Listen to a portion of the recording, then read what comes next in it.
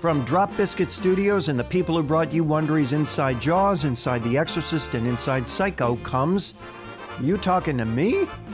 Bite-sized Hollywood history with plenty of bite.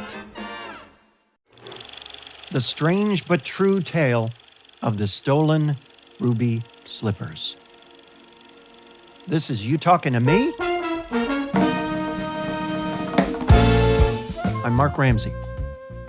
In all the world, there is only one pair of shoes more famous than the glass slipper of Cinderella, and that's the magical ruby slippers worn by Dorothy in the 1939 classic, The Wizard of Oz.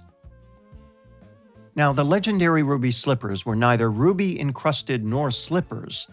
In fact, they were white pumps, dyed burgundy, and covered with hundreds of hand-sewn glass sequins.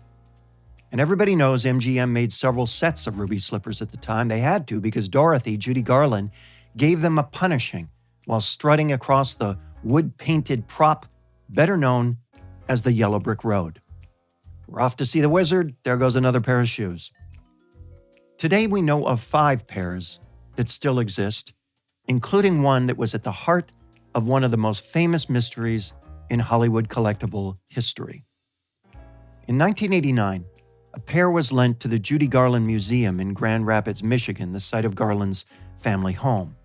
They were put on a wooden pedestal, topped by a plexiglass case, and placed behind a simple silk rope barrier.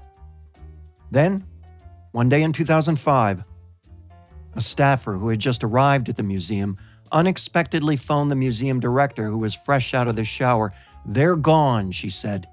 He knew exactly what she was talking about. There had been a break-in, and in a matter of seconds, the world-famous ruby slippers vanished.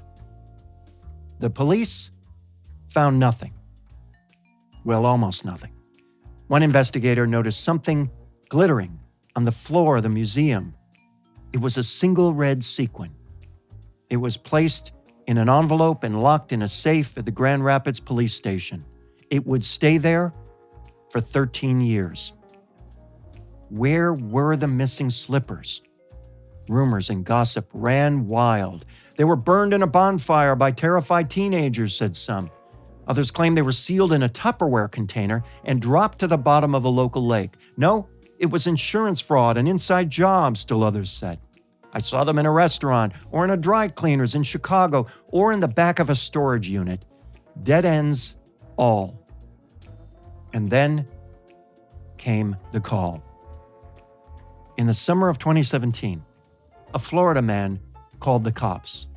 "I didn't take the slippers," he said, "but I know where they are, and I want to return them to the rightful owners." In exchange for money, of course. "Prove it," the cops said.